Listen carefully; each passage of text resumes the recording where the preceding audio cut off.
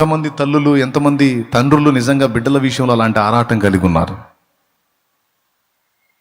ఈరోజు ఆ పరిస్థితి అంతా పోయింది. వాడేడో తిరుగుతుంటాడు, ఆమె ఏడో కూర్చుంటుంది.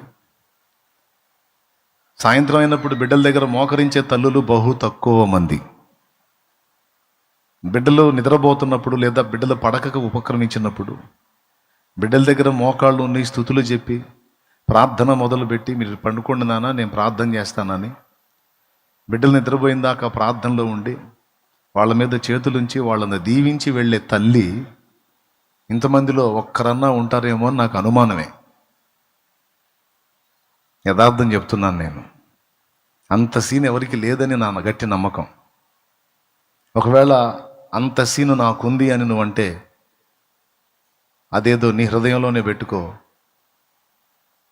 నీ బిడ్డ ప్రయోజకురాలు అయిన తర్వాత రహస్యమందు నువ్వు చేసిన కార్యం నీ బిడ్డ ద్వారా వెలుగులోకి వచ్చింది.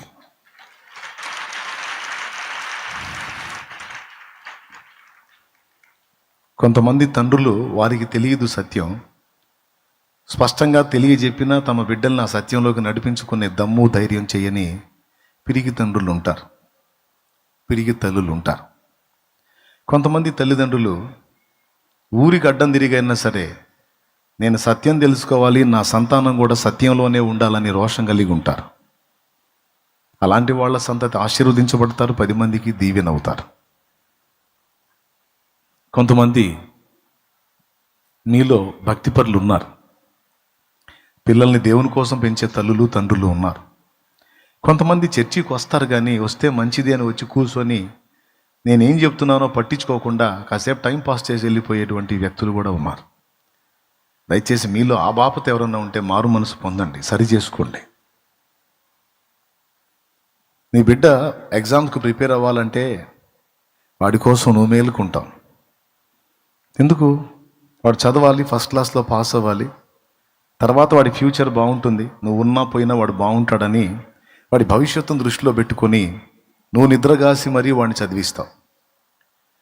ఆఖరికి దేవుడి దగ్గరికి వచ్చి కూడా, దేవా వాడిని దీవించవా, వాడి భవిష్యత్తు ఆశీర్వదించవా అని, వాడిని లైఫ్లో సెటిల్ చేయవా అని వారి కోసం ప్రార్థన చేస్తావు దేవుని దగ్గరికి వచ్చి కూడా. అంటే భౌతికంగా వాడు బ్రతకడానికి వాడి కోసం అంత కష్టపడతావు, ప్రార్థన చేస్తావు, ఇన్ని చేస్తావు. మరి వాడికి ఆధ్యాత్మిక జీవం వద్దా? వాడికి నిత్య జీవం వద్దా? వాడు దేవుని దగ్గర బహుమానం పొందే స్థితిలో ఉండొద్దా? జస్ట్ పైసలు మాత్రం సంపాదించి మంచి సంపాదకుడై తిని త్రాగి సుఖించి సస్తే సరిపోయిద్దా?